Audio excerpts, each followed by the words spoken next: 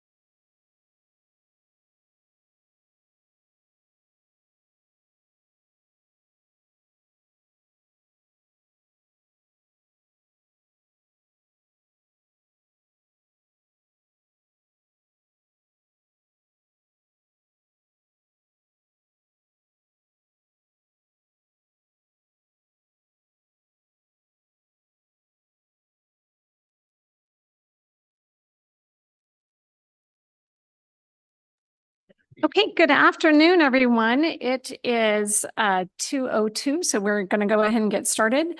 It is July 9th, 2024. Our Board of County Commissioners legislative agenda meeting. Please let the record reflect that all 5 commissioners are present. Commissioner Jordan is on Zoom. The rest of us are in the chambers, and we will go ahead and stand for the pledge.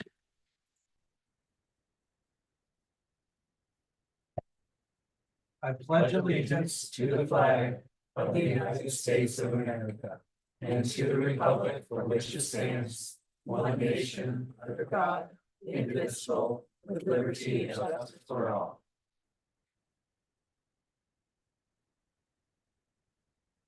Thank you.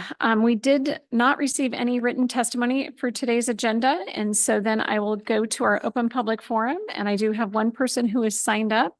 We have Becky Dickerhoff, who's signed up. So if you would come down, you know the routines. I'll let you go. Hello, Becky Dickerhoff, Spokane City.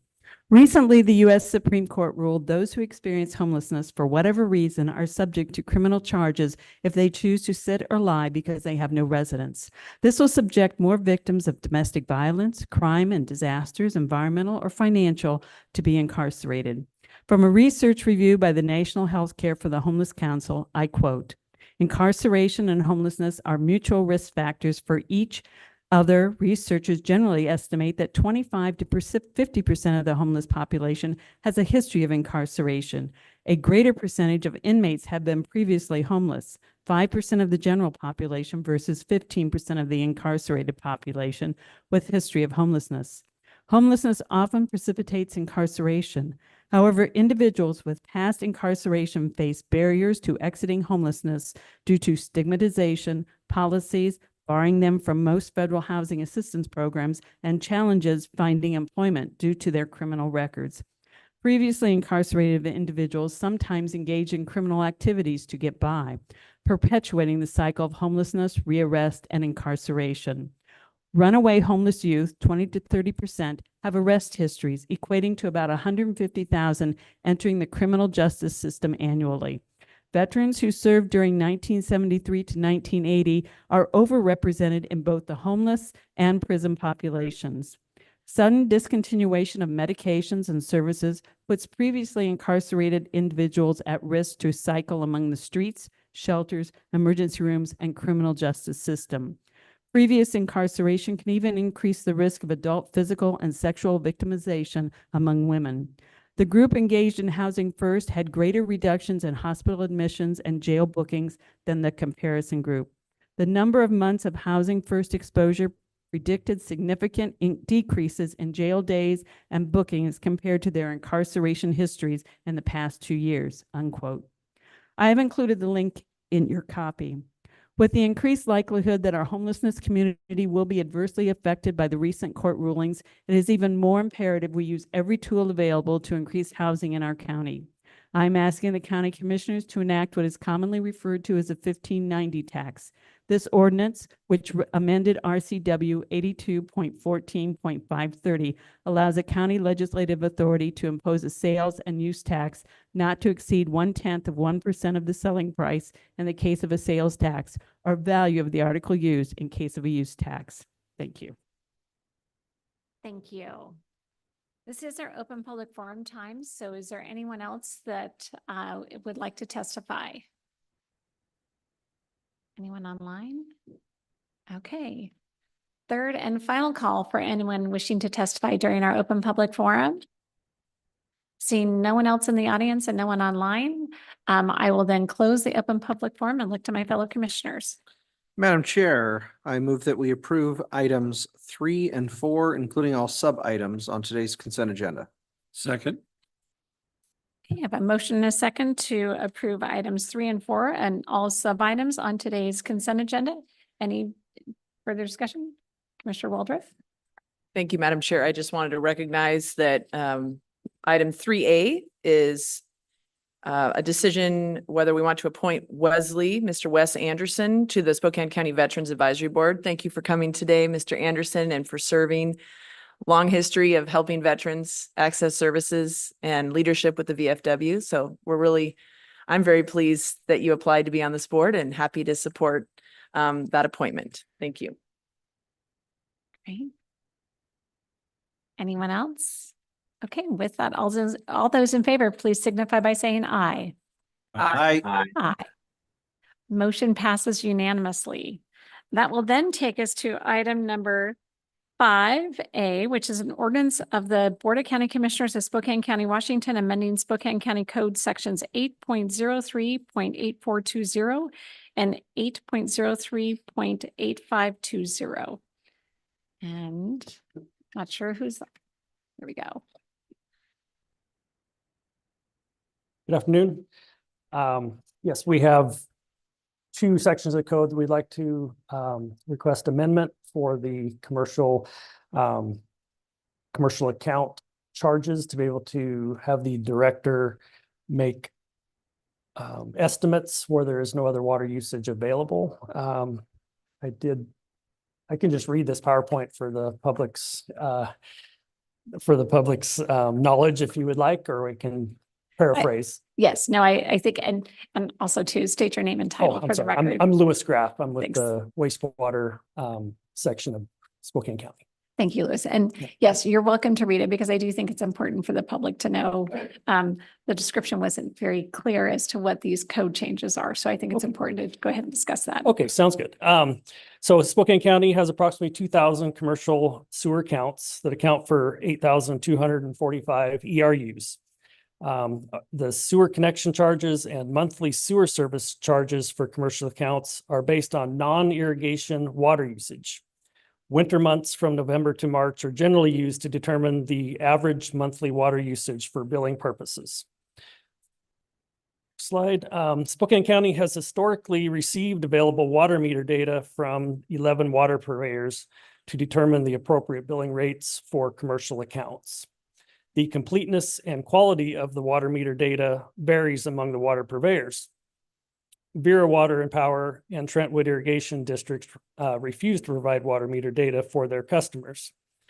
And at any time, some or all of the other water purveyors may also decide not to share their customers' water meter data with the county. Approximately 700 commercial accounts do not have water usage data available to determine if they are being billed accurately. These accounts were generally set up using an estimated volume and have not been verified or updated for many years. The proposed code revisions will allow the director to use estimated water usage volumes to adjust commercial sewer bills where no water meter data is available. The owner may provide water meter readings or additional water usage for consideration. It is our intent to review the water usage for commercial accounts every year and make adjustments annually if needed. So that's